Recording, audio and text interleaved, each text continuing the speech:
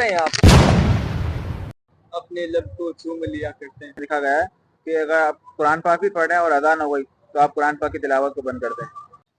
ارے محکم بھائی آپ سے یار ایک بات کرنی تھی, ذہن میں نہیں آ رہا تھا میرے ابھی ذہن میں آئی. اچھا ہوا ہے تو کر سکتا ہوں آپ سے بات اگر آپ کی اجازت ہو تو. جی جی بالکل آپ کو اجازت ہے, لیکن ابھی یہاں پر بات کرنا مناسب نہیں ہے. ایسا کرتے ہیں کہ ابھی نماز کا ٹائم بھی ہونے والا ہے تو ہم کسی کے گھر پہ جا کے بات کر لیتے ہیں, پھر نماز کے ٹائم نماز پڑھنے چلے جائیں گے. اگر کسی کا گھر قریب ہے تو وہاں چل لیتے ہیں. کیا کہتے ہیں آپ لوگ؟ صحیح ہے. محکم بھائی میرا گھر قریب ہے نا, وہاں سے مسجد بھی قریب ہے, تو نماز پڑھنے بھی چل جائیں گے اور وہیں چل کے بات کر لیتے ہیں. چلتے ہیں پھر ایسا کرتے ہیں. چلیں.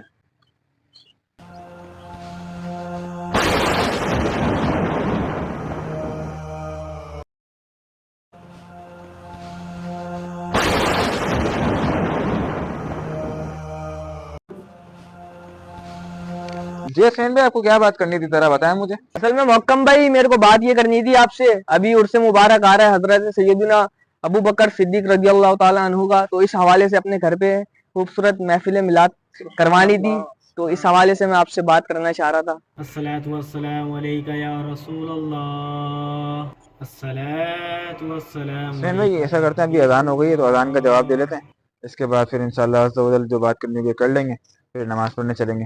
آپ اذان کا جواب دے دیے گا محکم بھائی. اصل میں میرے کو بتا دے, میرے کو دیر ہو رہی ہے, میرے کو آگے بھی جانا ہے, تو محفل کب رکھنی ہے اس حساب سے پھر پروگرام اپن ارینج کر لیں گے. دیکھیں حسین بھائی اصل میں بات یہ ہے کہ اذان کا جواب دینا ایک لحاظ سے ضروری ہے, اور اذان کا احترام کرنا بھی ضروری ہے. اذان کے وقت بات تو نہیں کرنی چاہیے, تو ایسا کرتا ہے کہ اذان کے بعد ہم پھر بات کر لیں گے. چلے محکم بھائی آپ جتنا اذان کا جواب دیں, نبیل بھائی اور مجھے محفل کے حوالے سے ایک بندے سے ذرا کال پہ بات کرنی ہے, جتنا ہم بات کر لیتے ہیں ان سے. چلیں جیسے آپ کو صحیح لگے حسین بھائی, جیسے آپ کی مرضی, کر لیں پھر وہ کام. چلے آئے نبیل بھائی جتنا اپن بات کر لیتے ہیں. ٹھیک ہے چلیں, جب تک یہ بات کریں ہم اذان کا جواب بھی دیتے ہیں یہاں تک. ٹھیک ہے پھر بات کریں.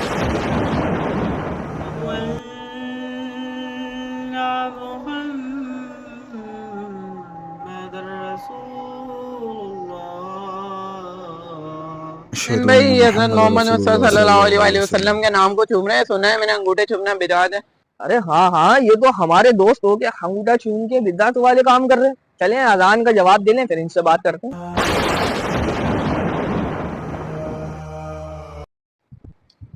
کیا کر رہے ہیں آپ؟ کیا ہو گیا حسین بھائی آپ کو دوبارہ سے؟ ارے آپ ہمارے دوست ہو کے اسی بدعت والا کام کر رہے ہیں. کیا ہو گیا, میں نے ایسا کیا کام کر دیا مجھے ذرا بتائیں. محمد مصطفیٰ صلی اللہ علیہ وآلہ وسلم کے نام پہ انگوٹھے چومے ہیں. میں نے مولانا صاحب سے سنا تھا کہ وہ بدعت ہوتی ہے انگوٹھے چومے. ارے آپ کو شرم نہیں آتی, آپ حضور علیہ السلام کے نام پر انگوٹھا چومنے کو بدعت کہتے ہیں؟ میں کون سی شرم والی بات ہے, جو بدعت ہے وہ بدعت ہے. ارے کیا ہو گیا آپ لوگ, اگر اس طرح بات کریں گے تو بات خواہ ہمیں لمبی ہو جائے گی اور خراب ہو جائے گی. ایسا کرتے ہیں ابھی اذان ہو گئی ہے تو اذان کے بعد پھر نماز پڑھ کے پھر بات کر لیں گے. چلیں چلتے ہیں نماز پڑھنے, لیکن بات بہت اہم ہے, اس پہ بات ضرور کریں گے نماز کے بعد.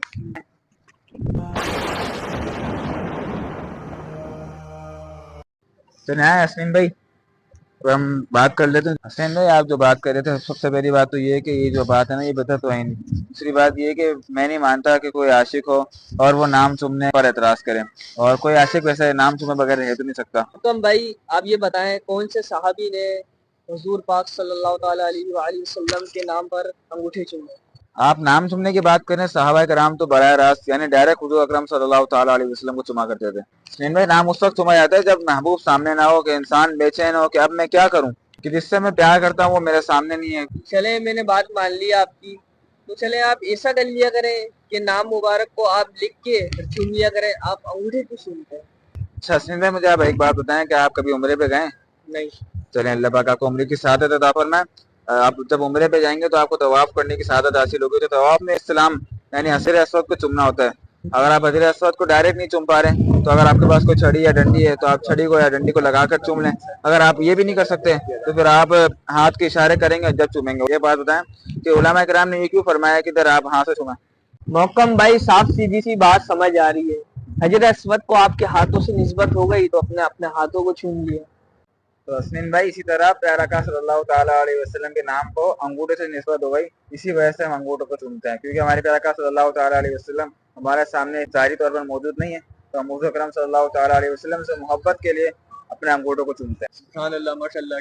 محکم بھائی کی عقید دلیل دی ہے آپ نے. جزاک اللہ خیرہ.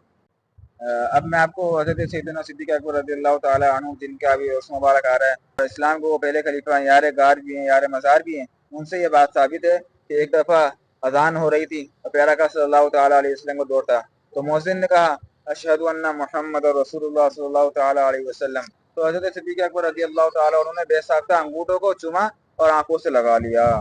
اس پر ہمارے پیارا کا صلی اللہ تعالیٰ علیہ وسلم نے فرمایا کہ من فعل مثل ما فعل خلیلی، یعنی جس نے میرے خلیل جیسی، میرے دوست جیسا عمل کیا تو فقط حلت علیہ شفاعتی، اس کے لیے میری شفاعت حلال ہو گئی۔ اتنی پیاری بات فرمائی گئی ہے، تو ہمیں بھی چاہیے کہ ہم پیارا کا صلی اللہ تعالیٰ علیہ وسلم کے نام مبارک پر چما کریں۔ میں نے تو امام صاحب سے سنا ہے کہ یہ جو حدیث آپ بتا رہے ہیں یہ بہت ضعیف ہے۔ سندھ مفتی احمد یار خان رحمۃ اللہ تعالیٰ علیہ اس حوالے سے فرماتے ہیں کہ اگر یہ حدیث شریف کو مان بھی لیا جائے کہ یہ حدیث شریف ضعیف ہے، پھر بھی فضائل اعمال، یعنی جن حدیث میں اعمال کی فضیلت بیان کی جاتی ہے، وہ حدیث ضعیف بھی اعمال میں معتبر ہوتی ہے۔ سندھ بھائی پیارا کا صلی اللہ تعالیٰ علیہ وسلم کا نام مبارک، نام محمد صلی اللہ تعالیٰ علیہ وسلم اتنا میٹھا اور لذیذ ہے کہ اگر ہم اس کو پڑھتے ہیں، اس کو سنتے ہیں تو ہمارے منہ میں ایک لحاظ سے شہد آ جاتا ہے۔ اور پیارا کا صلی اللہ تعالیٰ علیہ وسلم خود ہی فرماتے ہیں، مفہوم عرض کر رہا ہوں، فرماتے ہیں کہ قیامت کے دنوں کا اور میں جنت کے دروازے پر آؤں گا اور کھٹکھٹاؤں گا، رضوان جنت ہوں گا، وہ عرض کریں گے من ھذا، آپ کون؟ تو میں کہوں گا انا محمد صلی اللہ تعالیٰ علیہ وسلم، تو وہ جو رضوان جنت یعنی جنت کے دربار ہیں وہ کہیں گے کہ ہمیں اسی کا حکم دیا گیا تھا کہ ہم آپ کو دروازہ کھولیں۔ اس طرح کا صلی اللہ تعالیٰ علیہ وسلم کو دروازہ کھول دیا جائے گا۔ اس کے بعد جو علامہ عبدالرؤف مناوی نے الفوز القبیر میں اس حدیث کے حوالے سے سوال اٹھایا ہے، فرماتے ہیں کہ جو جنت کے دروازے نا اس میں آر پار نظر آتا ہے، یعنی جو باہر والا ہے اس کو اندر والا نظر آتا ہے، جو اندر والا ہے اس کو باہر والا نظر آتا ہے۔ اور رضوان جنت بخوبی حضور اکرم صلی اللہ تعالیٰ علیہ وسلم کو جانتے تھے اور دیکھ بھی رہے تھے کہ حضور اکرم صلی اللہ تعالیٰ علیہ وسلم کی ذات گرامی ہے، حضور اکرم صلی اللہ تعالیٰ علیہ وسلم کی ذات ہے وہ ہاں موجود ہے، پھر بھی پوچھ رہے ہیں کہ کون حالانکہ جنت کے دروازے سے باہر نظر آتا ہے۔ تو یہاں پر انہوں نے بڑی پیاری بات کہی ہے کہ رضوان جنت جو تھے، یعنی جو فرشتے تھے، ان کو بھی حضور اکرم صلی اللہ تعالیٰ علیہ وسلم کا نام مبارک سننے میں بڑا لطف آتا ہے۔ سبحان اللہ۔ شاعر لکھتے ہیں نا کہ لب پہ آ جاتا ہے جب نام جناب، منہ میں گھل جاتا ہے سہج ناب، وجد میں ہو کے ہم اے جاب تاب اپنے لب کو چوم لیا کرتے ہیں۔ ماشاءاللہ ماشاءاللہ، کیا بات ہے محکم بھائی، آپ نے اتنے پیارے طریقے سے ہماری اصلاح فرمائی۔ انشاءاللہ اب ہم بھی انگوٹھوں کو چوما کریں گے نام محمد صلی اللہ تعالیٰ علیہ وآلہ وسلم کے۔ بھائی نام محمد مصطفیٰ صلی اللہ علیہ وآلہ وسلم کا نام میری آنکھوں سے کیا بات ہے، اللہ پاک آپ کو خوش رکھے، آپ دونوں کو خوش رکھے۔ ایک اور بات بس آپ کو عرض کرنی تھی، اگر آپ اجازت دے دوں عرض کر دوں۔ آپ کو میں نے دیکھا تھا آپ دونوں نا اذان کے وقت بات کر رہے تھے، تو اذان کے وقت بات کرنا بالکل بھی ایک لحاظ سے صحیح نہیں ہے، کیونکہ اذان کے وقت بات کرنے کے حوالے سے لکھا گیا ہے کہ اس کا برا خاتمہ ہونے کا اندیشہ ہے، اور اذان کی اہمیت کے بارے میں لکھا گیا ہے کہ اگر آپ قرآن پاک بھی پڑھ رہے ہیں اور اذان ہو گئی تو آپ قرآن پاک کی تلاوت کو بند کر دیں۔ اور اذان کے فضائل کے بارے میں تو کیا ہی کہنا ہے نبیل بھائی، کہ اذان کے بارے میں آتا ہے کہ جس نے ایک اذان کا جواب دیا تو اس نے 30 لاکھ نیکیاں کما لی، سبحان اللہ۔